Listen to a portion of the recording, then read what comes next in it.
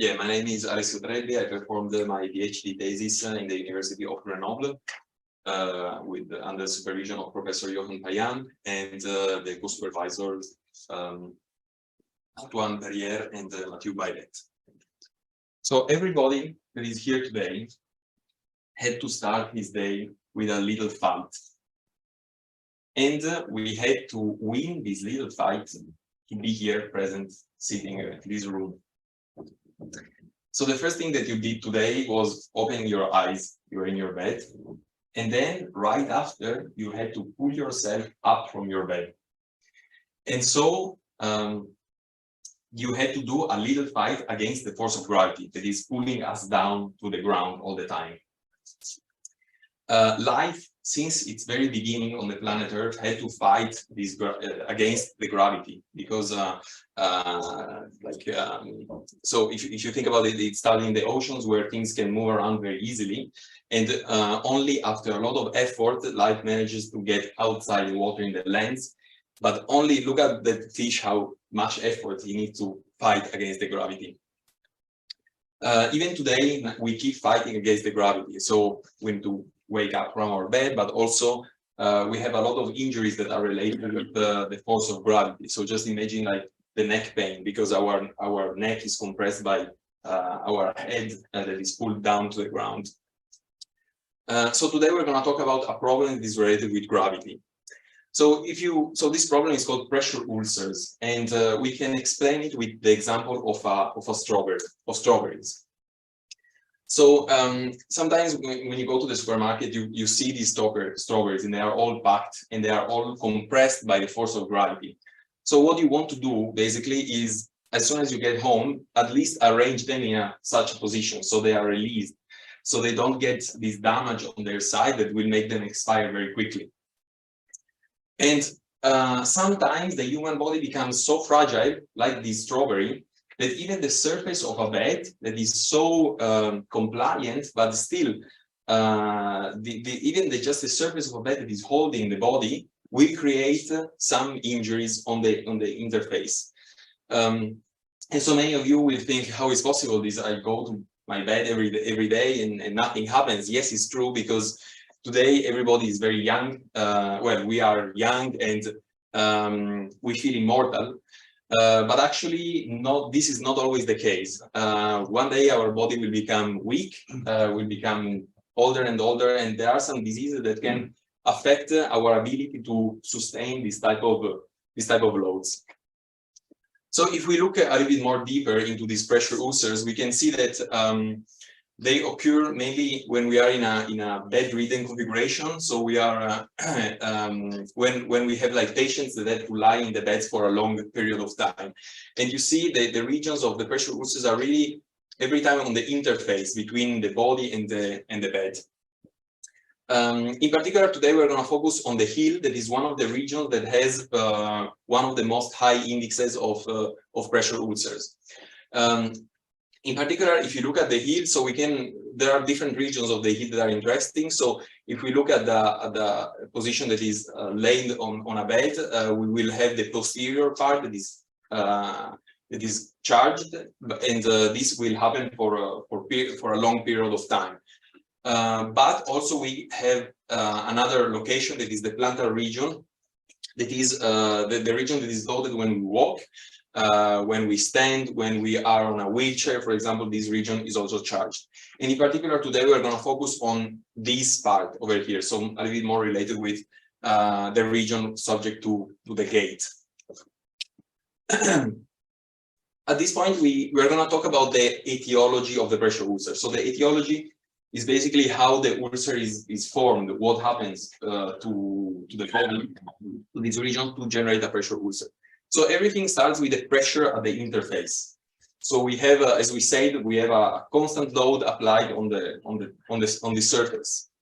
At this point, this interface will generate some deformations that, if they are small enough, they will just keep everything fine. So tissue will keep being healthy. But if we have a certain amount of deformation above a certain threshold, then we will have some ischemia. So basically, the inability of the body to deliver oxygen and nutrients. So the blood vessels will be blocked. And this will actually, if we keep it for a long time enough, then this will actually lead to pressure ulcers. On the other hand, if we still increase the deformation, so if the interface pressure is still even higher, then at this point, we don't need 2 hours, but even just 10 minutes. And even in just 10 minutes, what happens is that the deformations are so strong that the cells are pulled around, away, and basically we have a region that gets some damage. And typically what happens is that we have these regions, most of the times the most dangerous configuration is when we have them on the bony prominences. So we have some region of tissue inside that is dying, and because of, for example, another complication that is called the neuropathy, we will not be able, well, the patient will not be able to perceive that a part of these tissue is actually dying. However, until today, we don't really have a biomarker to measure these internal strains. So new possibilities to investigate, to solve this issue need to be found, because these pressure ulcers, they are a very big issue in the healthcare system today. A lot of money is going to prevent and also to heal these type of ulcers. And sometimes the only solution to heal, well, it's not a solution. I mean, we need to amputate the foot. So definitely we need to find some solutions.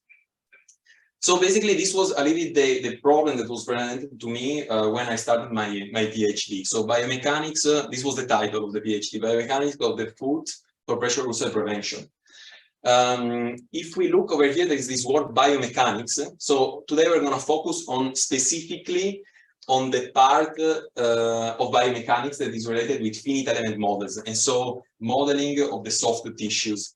And in particular, what we are going to do, talk around, it's finite element modeling. So we have a complex shape, and we're going to divide it in a lot of little elements, and calculate how the stresses and the strains of the outside will be distributed inside.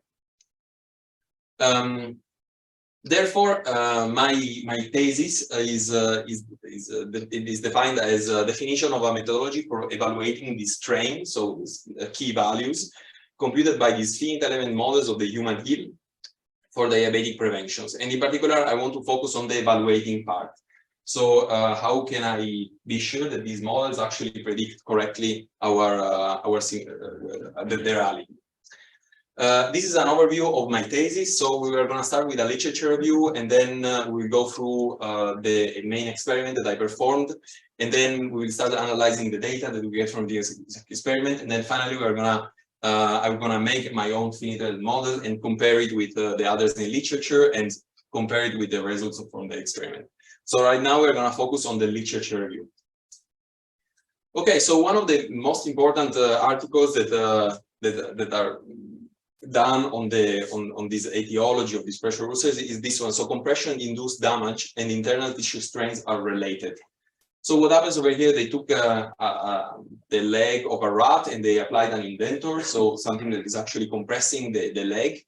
And what they find is that if they take these, if they create a finite element model and they make the simulation, then we have a region that have the highest strains, and they saw by analyzing the images, the MRI images, that these strains are located exactly where the tissue was actually dying.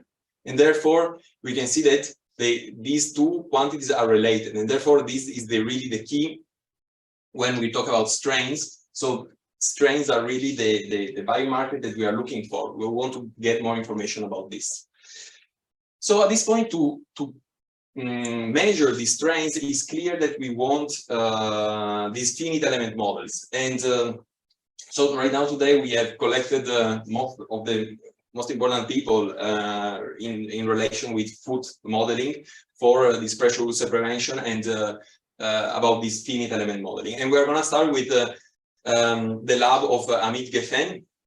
So he did in this article, basically he's talking about the foot posture, support stiffness, the tissue mechanics, they all have a determinant influence in the simulations, in the stress distributions. And therefore, it's very important to take this into consideration when we want to measure these strains. The other one was made in the lab of Arturo Natali by the professor Chiara Giulia Fontanella. And in this case, they are going to look on in the healthy and degenerative conditions that we have that we need to take into account when we perform these simulations. So diseases like diabetes, for example, they alter the stiffness of the tissues, and therefore they will alter and change the distributions of the strains that we get in our tissue. And therefore, also this thing is important to take into consideration. And then finally, we have a model that was developed in the lab of Professor Johan Payan. And in this case, they took 18 different shapes of calcaneum, that is the bone of the heel, basically. And they saw that for every person, the stress distribution is different, even if you keep the other boundary conditions and the soft tissue same. So just the shape of the heel of the bone changes the results. And therefore, this tells us how complex are these simulations and how important it is to focus on being sure that these simulations are carried on properly and that we can trust these values, because we really operate in a super subject-specific environment. So if we look at how these finite element models are built, so we start with the model generation, the mesh, then we have the boundary conditions, so the external loading, the forces, and so on, and all of this is given towards this finite element solver, so ANSYS, that performs the actual simulation. And from here, we can get a lot of different values. So for example, displacements of the soft tissues, forces, pressures, and also strains. That is actually the quantity of interest that we want. So, but if we look at for example, at some articles some studies. So this is an example of the buttock region. This is also a region that has a lot of pressure ulcers. Over here, to validate the model, they look at the external shape of the soft tissue. Okay, so how much they match with respect to an MRI image that they took. And this one, therefore, validates it with related to the displacements. And then if we look at this one, so this is a model of the foot. In this case, they validate it by looking at the interface pressure that this foot makes with a plate below the foot. And therefore, this case validates it with pressures, okay? But we want our validations on the strains, because this is the quantity of interest. This is the most important thing. And if we are able to validate here, then we will increase much more the precision of our simulations. And therefore, we have a clear idea on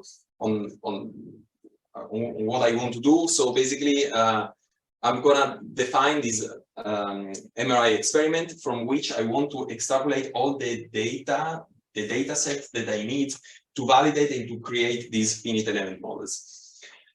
This work was published in this article. So MRI compatible loaded device for assessment of ill-pad internal tissue displacement under shearing load. Okay, it's clear that even we can load the heel into different ways. So we can load it normally, but we can also load it in a sort of shearing configuration. And it's considered that these shearing loads, they are much more dangerous than just the normal ones. So they probably stretch more these cells, and therefore it's easier to promote these processes of these pressure ulcers. So if we start with the MRI device, so we have these. So what we want to do is basically we need to operate in an MRI compatible environment. So we cannot use metals. And therefore, we want to apply forces, and we want also to be able to measure them, because measuring forces is the key thing in the finite element models. And so, the idea was basically to use these springs, so made in a polymer, and therefore, so we can create some 3D printed springs. And basically, a springs work that if you are able to measure the amount of deflection of the spring, then you can know the force that this spring was exerting. And therefore, this is the basic idea. And so we want to apply a displacement with the plate and apply some specific forces below the heel to analyze the deformations of the foot. In particular, to check the displacements, we are gonna use these MRI markers, and therefore these are markers that we can see in the MRI, like this over here. And well, you take the image, and then this image basically tells you how much the spring was compressed. This is an example of well, a picture of the experiment that we did. So over here we have the foot that is locked into this device that is keeping everything like fixed, and apart from this region that is actually compressing the foot. Over here you can see the springs, so we can move the springs by some external handles and so on.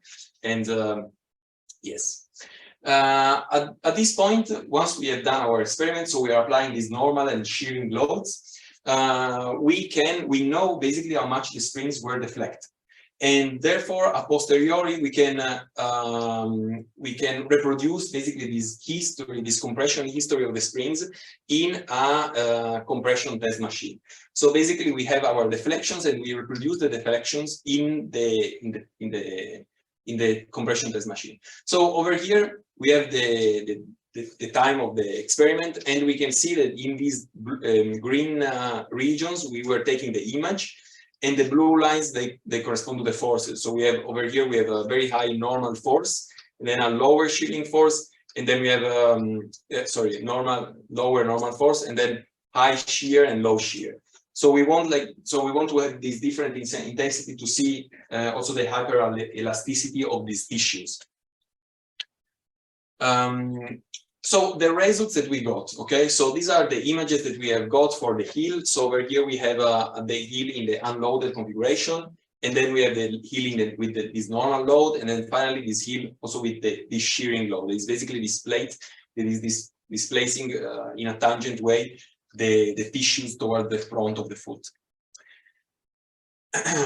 And now we want to focus specifically on, we want to find a way to calculate how the tissue displays. So basically on how where the tissue moved from this configuration to this. To do this, we want to use a digital image correlation methodology. So basically digital image correlation, it's tracking the displacement of some particular features. Over here, you can see it's widely used in mechanical engineering.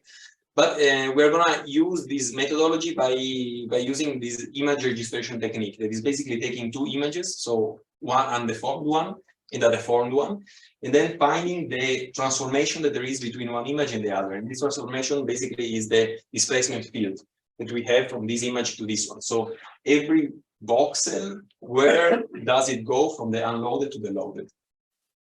Okay, so just for a recap, what we want to do is we take this image that is unloaded, we take this image that is loaded, and then we feed them to the image registration. So these two are inputs, and then the output is basically the displacement field that we have. So how do we transform this image to this one?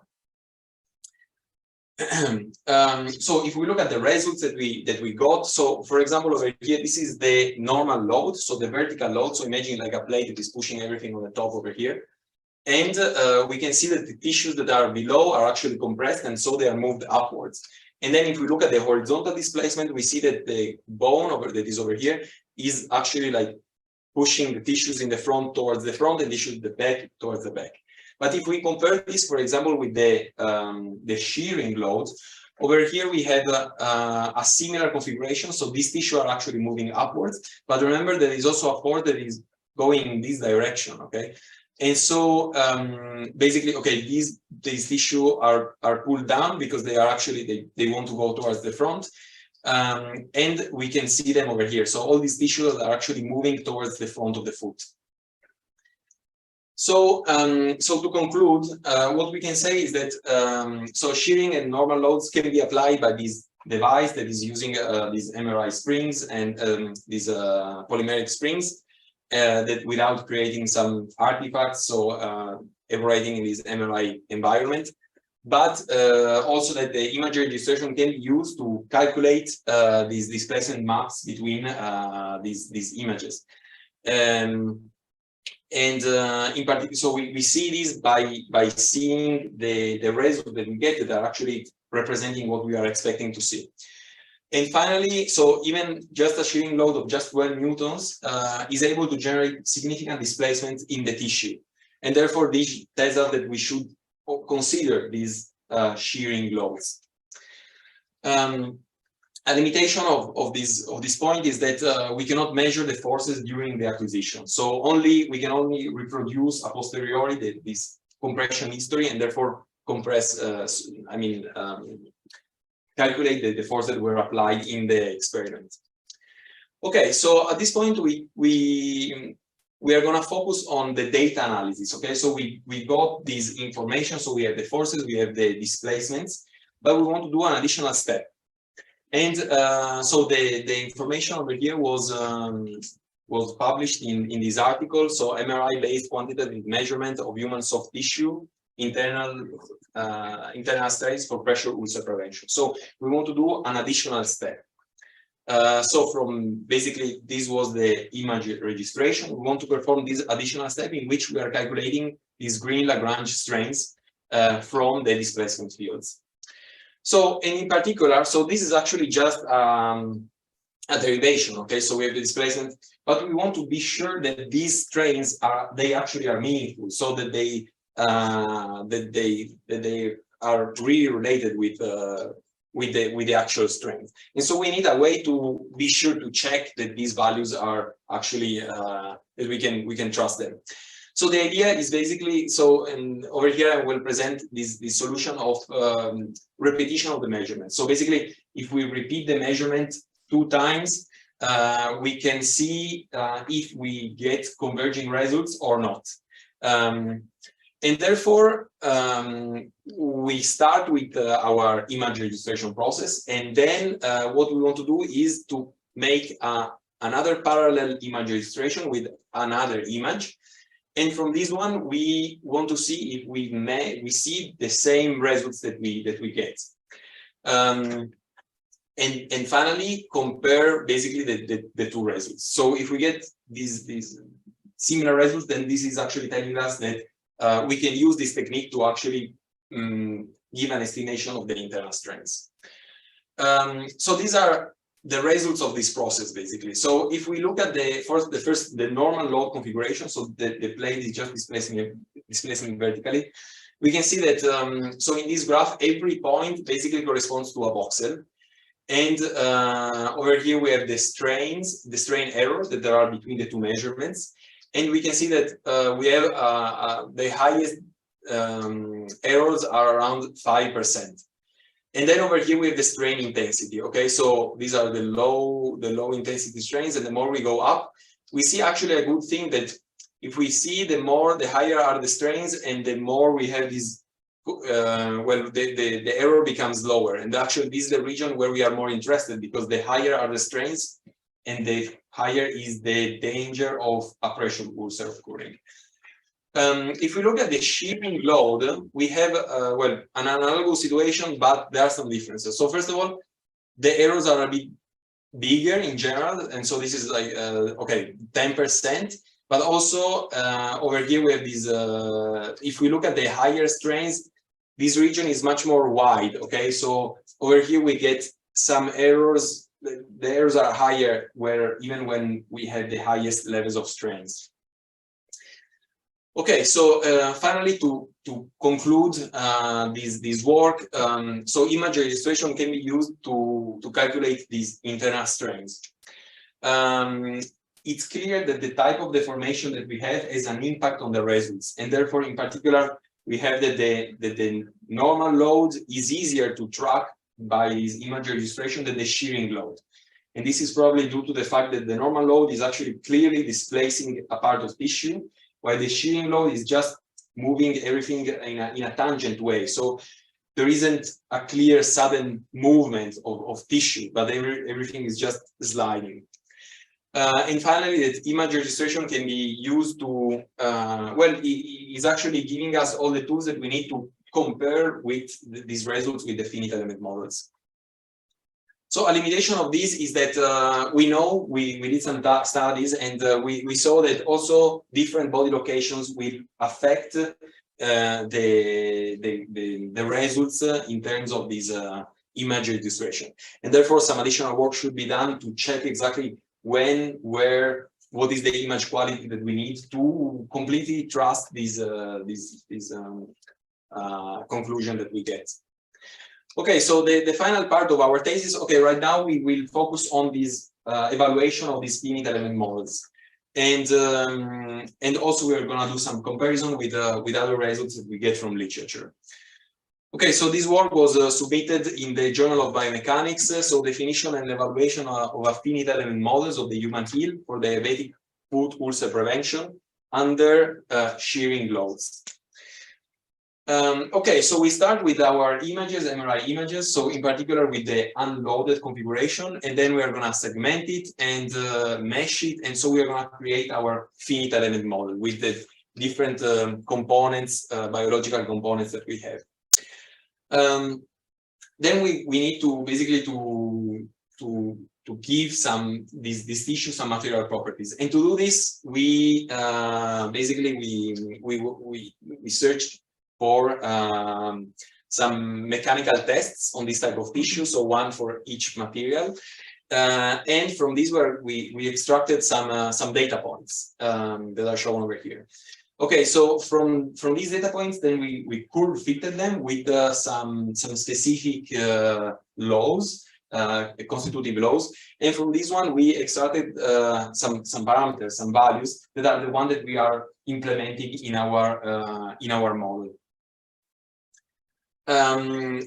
For the boundary conditions, so basically what we have is that the calcaneus is kept fixed, so all these tissues on the top are this surface on the top is fixed, and then the plate over here is actually pressing everything from the bottom, and then also applying also the shearing load.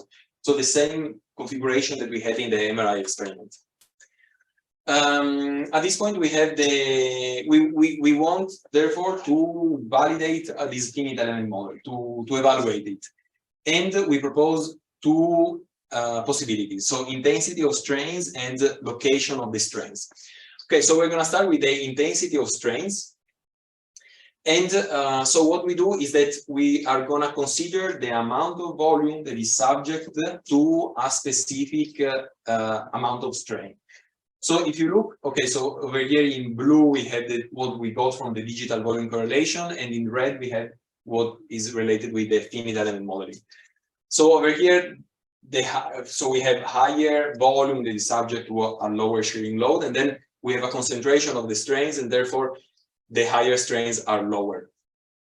So in this case, you see a little bit of comparison between normal load and shearing load over here.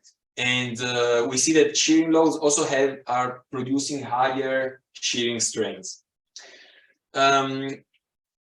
And then we are going to look in the location of the strains. Okay, so over here we take a slice, so in the middle of the foot, so in the lowest part of the calcaneum. So this white is the calcaneum, and then we see that the location of the strains is actually around the bony prominences, and this is actually also what we expect and we have seen also in literature. So this is the region where we expect to see the damage of the cells. So even just a consideration about the computational time. So the digital volume correlation just took around 2 minutes. So considering the amount of time with the two image, while for example the finite element model in this case took around 20 minutes. Okay, so we have this difference of time. That is good to take into consideration when we consider these finite element models. Then what we did is actually we wanted to see also the results from other type of constitutive laws, and therefore we took 6 other models in literature, and we implemented the type of constitutive laws that I have found in literature. In particular, so in this table, if you look, an interesting part is basically this one. So this is basically the shearing modulus. And we can see that there is a very big variation. So, okay, this one used a homogeneous tissue, but if we look at the fat, for example, so this is including also the fat. So we have 385, and this is kilopascal. And then over here, so for example, Friedman, 0.29. Okay, so this is very, very big variation. And therefore, this actually is giving us this idea in which we, in the literature, we have a very broad range of values that we can pick from, and this is actually a problem because it would be important to narrow down a little bit everything. But therefore, if we look at the results that we have got, so this is actually comparing everything. So this Friedman that we looked at had a very compliant shearing modulus. So we can see it because the strains that over here are very high, while for the other models, they all seem to be a bit too stiff compared to what we got in our simulations and in our digital volume correlation. Finally, if we look at the location of the strains, over here we can see that there is this pattern of seeing this concentration of the strains in the around the bony prominences, but we can see that also we have an impact of the constitutive laws in relation to the location of the strain. So this part was very stiff, and so the strains are concentrated here, while this one was very compliant. So everything is really around, very high around the bone. And this is the same picture with the same scale. Okay, so over here we can see that, yeah, these two are kind of similar, but the other ones in general they are more compliant apart from more stiff apart from this one from Friedman. Okay, so going to the conclusion, so we can say that this digital volume correlation can be used for evaluating these finite models. The strains are highly computed by highly dependent by the constitutive laws. So it's clear that constitutive laws are fundamental, and if we have this very big range of values, this is a problem. And finally, that shearing loads can generate higher shearing strains, of course. So it's important to focus and consider when we make these kind of models the shear forces that can generate these shearing strains. And clearly, the limitation is that we try to work in a completely subject-specific environment with our experiment and our finite model geometry. But of course, the constitutive laws that we used were from literature, and therefore this actually creates a difference between the experiment that we did and the simulation that we are doing.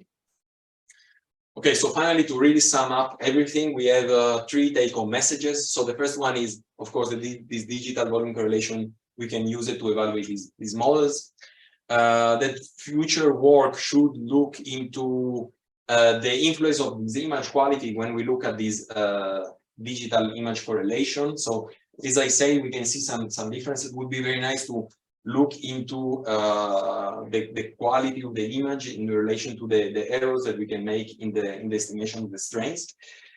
And that it's clear that there is a big difference in results when we have tissues with different mechanical properties. So would be very interesting to focus on a sort of creation of a database that has a lot of all this tissue, and all the tissues are tested in the same way with the test machine to work basically in a very clear environment. So actually there is a final take-home message, and so basically the French people, they consider the Grenoble the capital of the Alps, without considering that actually the Alps are also shared with Italy, Switzerland, Austria, and so on. But I must admit that it's a very beautiful city, and the mountains are really amazing. And therefore, I suggest you to take advantage of this opportunity. And this part over here, so it's called Col de Port. It's a very nice location if you want to go for a walk in the snow. Okay, so thank you very much for being here. I really appreciated everybody that came even from very far away today here. So I thank my supervisor for guiding me through all these 3 years, my co-supervisors, and also everybody that is here, the rest of the jury. So thank you very much. I take the chance to say that I'm searching for a postdoc. So if you know somebody, then let me know. We can make some deals. Okay, so thank you very much, and yeah, let's start with the questions. Very original, with especially the validation of the models, the building of the instrument, and the analysis of the data. All this was very good. So we congratulate you for this. Regarding your presentation, I think you selected only a few topics to fit within 45 minutes, which was very good, and you presented this in a very simple way and very comprehensive way. So your work is definitely pluridisciplinary. So you've been able to show us that you're able to do experiments, to do the analysis, to do the image correlation, to use finite element models and test different constitutive equations. So that's really a lot of work. And regarding questions, we were very happy with all the questions you answered in a very honest way and quite relevant. So your advisors, of course, noted that you did a lot of work, and it's really your work. So so for all these reasons, we're all very happy to award you the PhD diploma of the University Grenoble-Alpes, and congratulations again.